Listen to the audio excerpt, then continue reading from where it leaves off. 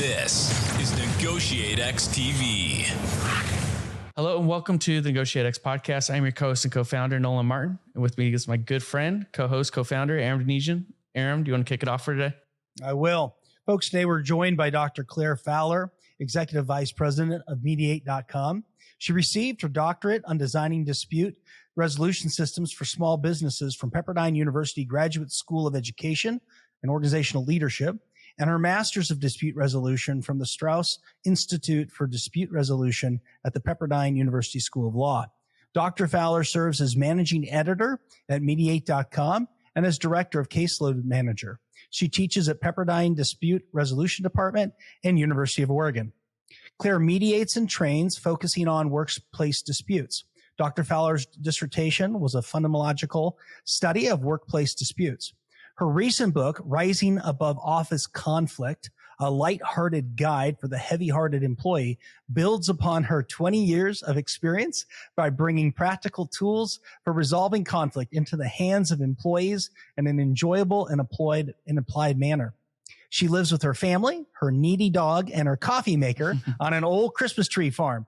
Clare, thank you for joining us today. Thank you so much. Such a pleasure to be here. I'm looking forward to this. So Clare, wonderful bio, amazing background. Tell us a little bit about your journey that brought you into the world of dispute resolution. Sure. So most of the time growing up, it was just me and my mom. And my mom, I had grown up in the very standard 1950s housewife culture where you didn't discuss problems, right? You just kind of swept them gently under the rug, and that was the polite thing to do. And so I didn't really have any kind of an example for how to talk through difficult things. And then in third grade, somebody came and taught us a peer mediation class. And I was hooked. I was like, this is incredible. Like, there are tools and we can resolve stuff. We don't just have to ignore them and pretend like they don't exist. So it was fascinating for me. I was hooked instantly. So yeah, ever since third grade, this has been what I do. That's amazing. You know, I often tell folks that in third grade, I read a book about West Point, and that's when I knew I wanted to go into the Army. So it's amazing the magic of third grade. Nolan, what did you read in third grade that has driven you? Nothing that I can remember, so I'm sorry for breaking it. 2 of 3 is not bad, though. Archie comics, maybe? Maybe, yeah. You'll think of it in the middle of the night. Yeah. You will. Perhaps an simple question, but how do you define mediation and what tools does an effective mediator need to have in their toolbox? So let's start with, how do I define mediation? So for me, the stereotypical mediation is when you have a mediator and at least 2 parties sitting at a round table trying to work through things. And the mediator's job is to create a safe space to help to elicit feedback so that people feel comfortable enough. I kind of picture, so I have 3 kids. And at the end of the day, right, they come home from school and I say, hey, do you have any homework? And they're like, I don't know. So they pull their backpack off of their back and they just shake it, right? And they dump it down on the table and everything comes out, right? The love notes and the Pop-Tarts and maybe one actual textbook, and they just dump it all out there. And that is my visual for mediation, right? I want it to be a safe enough space where everybody's like, let me just dump it all out. And then we can sort through it, say, this was not healthy for me. Let's get rid of that. But this is something that I want to build on and keep in my life. And this is something I didn't know about you that I'm glad that you shared, right? So that's how I picture it. And I just want people to feel safe enough that they can do that, and also empowered enough that they can come up with a solution themselves that works for their situation. That was the first part of your question about what is mediation. As far as what are the skills that people need, that's a tough one. But if we're going to distill it to the very basics, obviously you have to listen. And I think it's one of those skills that you can't really fake, right? Like, I can kind of force myself to close my mouth, but if I'm bored or if I'm distracted, I'm just not going to listen, right? So it takes a little bit of mental preparedness. Before you come into the mediation session, I need to write everything that I'm thinking of, any kind of a grocery list. I write it on a list so it's out of my brain. And then as people start talking, it's like you just have to have this innate sense of curiosity. Like, I am so fascinated by the person sitting across the table from me that I really want to hear their story. And I think people resonate with that. Somebody who's genuinely curious in what they have to say, as opposed to someone who's just faking it and pretending like they're active listening. Sure. So I would say listening, but listening that's coming from a place of curiosity.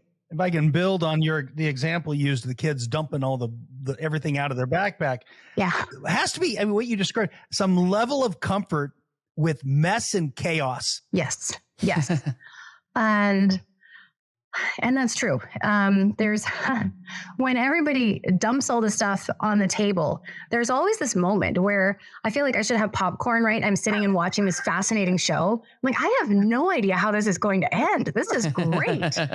And you sort of have to live with that, right? This deer in the headlights moment of, I don't think this is going to work out, but let's give it a try, right? And we just keep going through the process, and it blows. I'll be honest here. Every single time I'm blown away by, gosh, this stuff actually works. Like, if people feel safe and they feel heard and they feel comfortable enough to come up with solutions, like they do, it's just incredible. So you're right. You have to be comfortable with the mess. You have to be comfortable with that uncertainty and not try to generate a solution too quickly. I get in trouble every time I do that. I'm like, guys, it's obvious. Like, you just have to meet on Tuesdays. This makes so much sense. And then they'll fight with me, right? And then it doesment work. Right. Instead, at some point, someone will say, yeah, that's a great idea. We should meet on Tuesdays. And then they're both like, yeah, thank goodness we came up with that. Right. And so you're right. Living with that chaos, not trying to jump in and fix it. That's definitely a skill, but it just takes a constant reminder, doesn't it? As a follow-up, could you tell us a bit more about, both mediate.com and caseload manager, as well as the work you do with both? Absolutely. So mediate.com is an umbrella company, and then we have a lot of satellite companies underneath that. So I'm the executive VP of mediate.com. I've been there about 13, almost 14 years at this point. And I had received my master's and my doctorate in dispute resolution, and I was living down in Los Angeles with my husband. We had our first child. And we both, Strauss Institute was great. I loved going to Pepperdine. Los Angeles just was not a good fit for us, right? We'd both grown up in the country, and that's the kind of life we'd envisioned for our kids. And we were pretty desperate to get out of LA. My husband was from Pittsburgh. And so it was this race, like whoever could find a grown-up job first, we would move there. Okay, so he's submitting resumes everywhere. And I knew that mediate.com was based in Eugene, which is where I grew up, which is where I wanted to work. So I started stalking Jim Melamed relentlessly. Like, I was even emailing his wife. It was getting probably borderline not okay. And I would show up at conferences I knew he was going to be at. And he finally emailed me and he said, if I just hire you, will you stop? Enough already. So it was wonderful. So we moved up to Eugene and I started working at mediate.com. And my main job there was a caseload manager. So it was really fun because I had started at Pepperdine in the master's program in around 2002, 2003, right? So I was training with all of these mediators. And then I began working there. And my job was to help people get a career and get started and find contacts. So I got to work with the same group of people that I had been students with, right? And so we went through class together. And then I got to stick with this group and help them find jobs. And then my role at mediate.com was, once they were so successful, that I could help them come up with more effective workflows, work on their marketing, help them to manage their cases. So I feel like I'm kind of continuing my same stalker tendencies. I'm just following the same group of people through different points in their career. Claire, your book, Rising Above Office Conflict, provides readers with a guidebook for handling workplace frustration.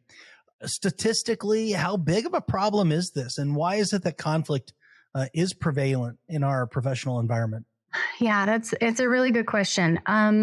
So if we are looking at the state of our workplace today, unfortunately, most workplaces that you enter are pretty toxic. And so just some numbers to back that up. About 89% of workers in 2023 have said that they've experienced a state of extreme burnout. 1/3 of workers say that they are impaired at least 40% of the time, meaning that they feel so dragged down, so burnt out, so frustrated with a conflict that they're not able to do their job. Okay, that's So when you think about our workforce and you take a third of that and realize that almost half the time they're not able to do their job, to me, that's letting us know that it's not a healthy environment right now. Some of the main causes for that are workplace stress. And when we drill down even deeper, one of the main causes of that stress is people have a problem and they don't know how to deal with it. So I looked into this quite a bit and found out that that one of the big causes of mental health trauma, mental health concern, is not having a plan or a process or hope for working through something difficult in their life. We were able to put on a mental health and mediation conference last year where we brought in a bunch of people who had survived suicide attempts. And the majority of them said that that there was an obstacle, there was a problem in their life that they just didn't know how to deal with. And if somebody had come alongside and helped them to deal with that problem, then they felt like they could have, it still would have been hard, but they could have arrived at a different solution. So I feel like we're seeing a lot of symptoms of that in the workplace today, right? There are problems. There's always going to be problems. The difference is a lot of our workforce right now is not trained in how to actually take effective steps at resolving that problem, right? What we do instead is we underreact or we overreact, right? We underreact by saying, it'll be fine. I don't want to rock the boat. It'll go away if we don't deal with it. It's more important to me that we have a nice relationship. I don't need to fuss about this little thing, right? Or we overreact. Like, well, I'm just going to say, this is how we have to resolve it. And I'm going to throw down my power and I'm just going to jump in and create a solution. And then that causes burnout, right? That destroys relationships as well. And neither of those actually change the problem, right? So I feel like our poor workforce is just spinning their wheels, but they don't have the tools to actually make any change, right? So they keep trying the same thing over and over and it's not helping. And we know like that takes a big hit on you mentally, right? It's frustrating when you feel like you're working towards something and you're not seeing any progress. So yeah, so that's why I wanted to write the book, because I feel like all of us have this we have access to this amazing knowledge. But the book came about from my husband. He was overseeing a construction site and he was frustrated with all the workers. And as he's describing it, it was like, oh, you need to read Mediating Dangerously by Ken Cloak. You need to read The Mediation Process by Christopher Moore, right? And I'm thinking of all of these great books. And as I'm describing it, my teenager goes, ugh, TLDR. And of course, as you do with teenagers, right, you pretend like you know what they're talking about. And I just nodded and smiled. And then I Googled it later and it meant too long, didn't read. So she said, Mom, you're giving Dad all of these books. He's never going to sit down and read a book on conflict theory or the hierarchical culture of the workplace. You need to distill it into a guidebook, something that if he's frustrated on his lunch break, he can flip to chapter 23, come up with 3 steps for dealing with it. And then that afternoon, he's off and running and actually resolving a problem. So that's where the book came from. So the lack of skills is part of the problem. Have you seen any exasperation of the problem from like 2020, the pandemic, and as we come out of it, anything there kind of popping in your work? Absolutely. So what was interesting was during COVID, I definitely saw some workplace disputes. It was when people went back to the office that there was just this skyrocketing of disputes. And a lot of people said it was that when they had been working, it was like a frog sitting in a pot of water, right? And somebody had just been slowly turning up the heat. And it was, oh, here's one more thing that I'll accept. Oh, and once again, I'm overworked. And once again, I'm underappreciated, right? And it's just like little thing, little thing, little thing. And then they stepped away from that during COVID. And then when they jumped back into the pot of boiling water, they were like, whoa, this is too hot. This is not okay. I can't believe that I had let myself put up with this for so long. So I think it was really the perspective of being away from the office and then jumping back into it that made a lot of workers say, we really have to deal with this. One last follow-up here. Do you see any growing trends in who, how, and when disputes are handled? Are they more often by HR and ombuds office, third-party mediators, frontline manager, supervisor, employee-led? And do you tend to see them? Do we get to them in the moment, more after the fact, and not meant to be leading, or just ignored altogether? Right. Yeah. Great question. Lots of trends going in a lot of different places. So let me try to show you a few of the different themes that I'm seeing. First off, this isn't a new trend. This is a very common trend that we've seen for a long time.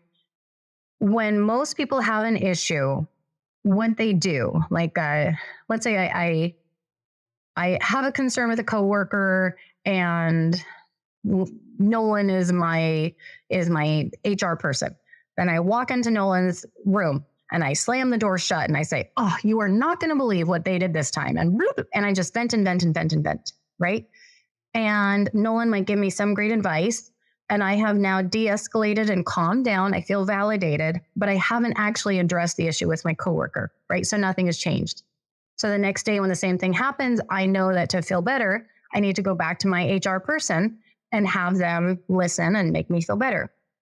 The problem is that this is a really vicious cycle where HR is saying, we are so overworked. We are trying to solve these problems, but we are inundated by stuff that's not getting better. And I think the problem is because we have set up this cycle that says, you're right. People are coming to you to solve things and they don't know how to solve things on their own. So that's not a new trend. It's just something that I see in just about every office that I work with, right? HR is incredibly well-intentioned. They are there to try to help people. But sometimes by helping people, we're enabling, right? And we're not doing anything that actually changes the conflict. So that's one trend that I'm seeing. As far as where disputes are getting resolved, what's interesting is with the influx of the new workforce that are incredibly emotionally aware, right? And also kind of emotionally entitled. And what I mean by that is they're saying, these are my feelings. I don't want you to gaslight me about them. These feelings are valid and we need to hold space for them in this conversation and in this workplace. And so they're very well informed. They are protective of their feelings. And I think this is causing a new problem for a lot of HR offices who are saying, this is a whole new breed of workforce. Like how are we supposed to work with them? How are we supposed to help them? And I think the right answer there, and the HR offices that are most successful are the ones that say, I am giving you space and freedom to resolve this. I'm letting you design the process and you design the outcome. What I can do is create that safe space for you. Something like, here's a $10 Starbucks gift card. Why don't the two of you go out for half an hour and talk through this? Or why don't you take lunch tomorrow? Or I'll reserve the conference room in the morning and I will let you design the process and you design the outcome, right? So HR is empowering the employees, but still saying, we see you, we see that it's a problem, we want to help, but we want you to feel that investment and ownership over it.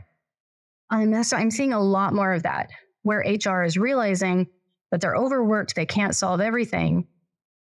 And so they're trying to, as soon as they hear about something, they're trying to do a little pushback and helping employees to resolve it themselves.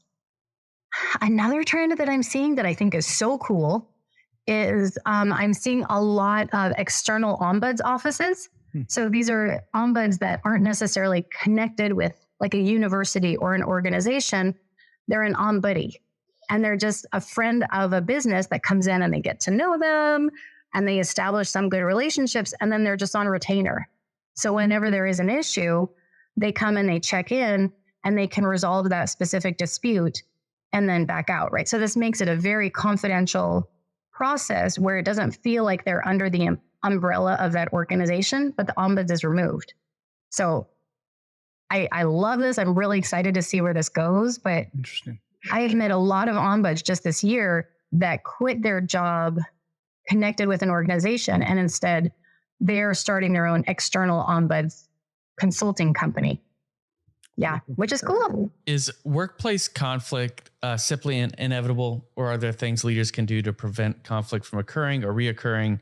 What have you seen effective organizations do as preventative measures? So workplace conflict, 100% is inevitable. And And I really feel like that's a good thing. I picture it like,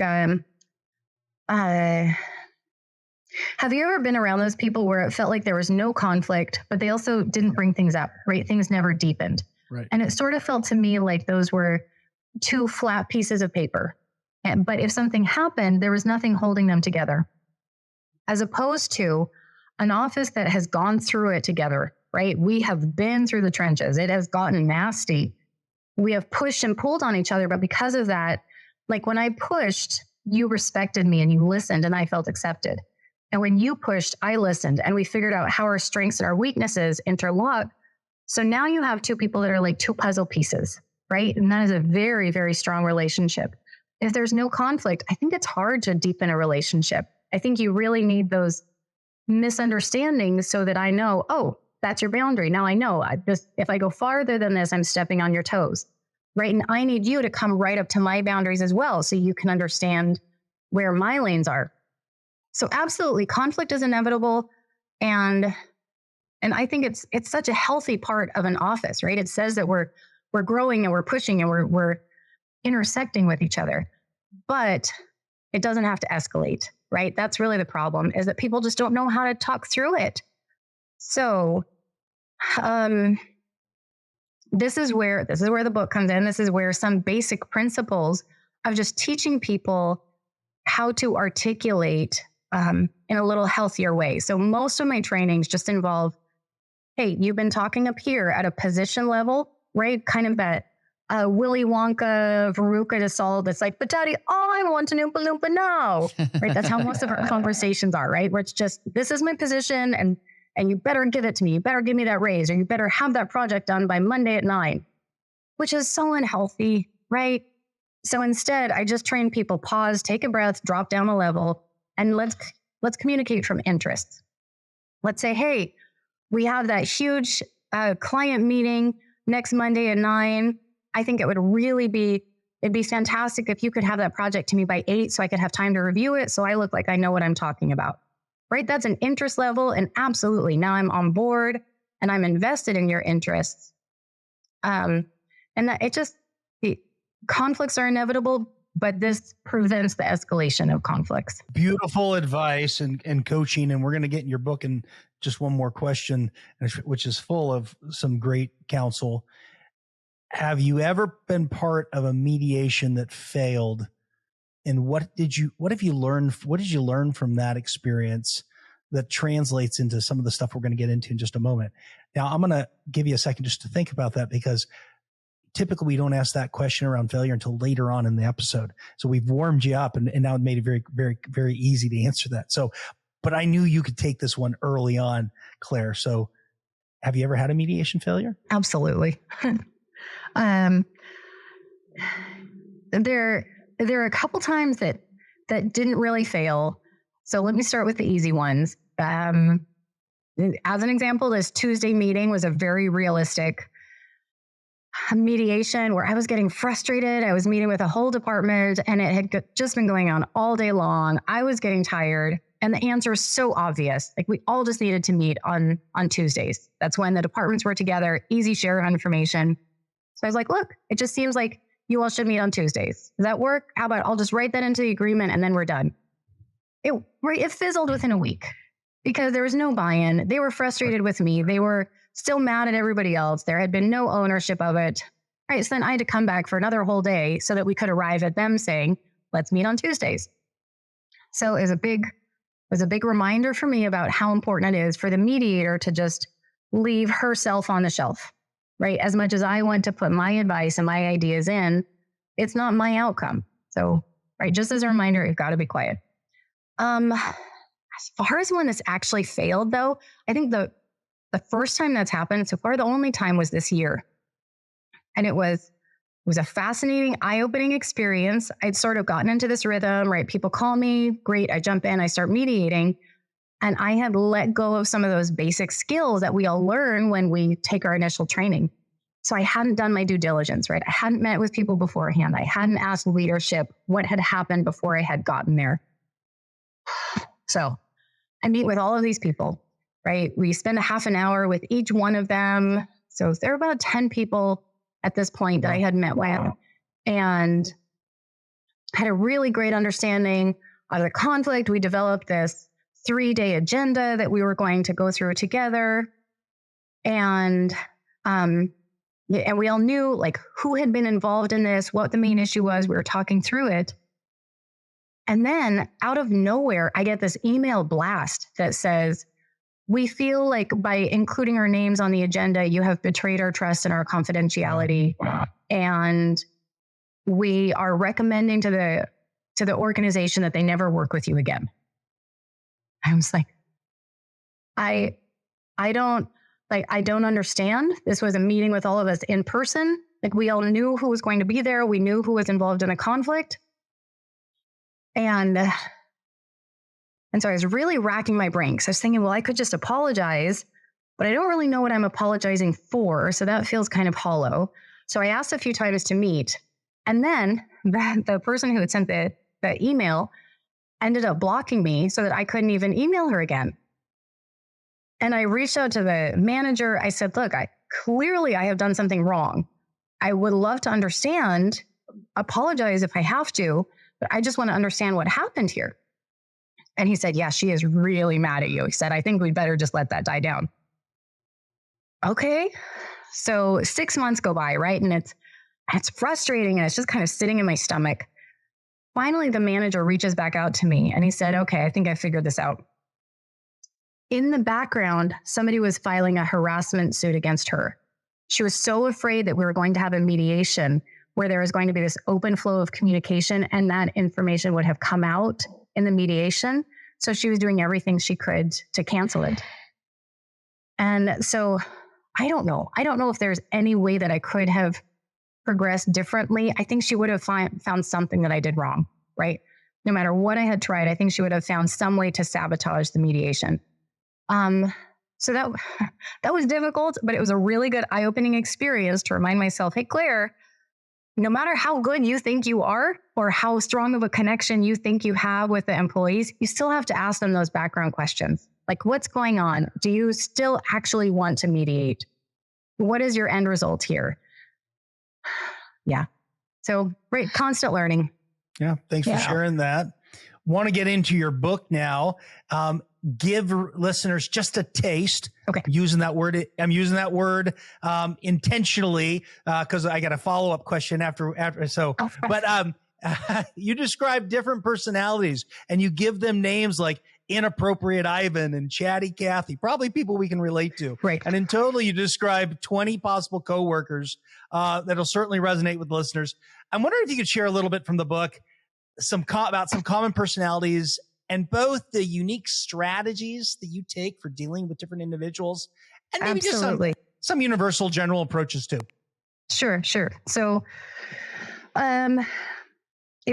actually writing a book was fascinating because I would leave these high conflict, very toxic workplace mediations, and you don't have an office to go back to. Right. So it was great for me just to be able to journal about this, like what I had seen and what were some common trends, some common behaviors that I was seeing.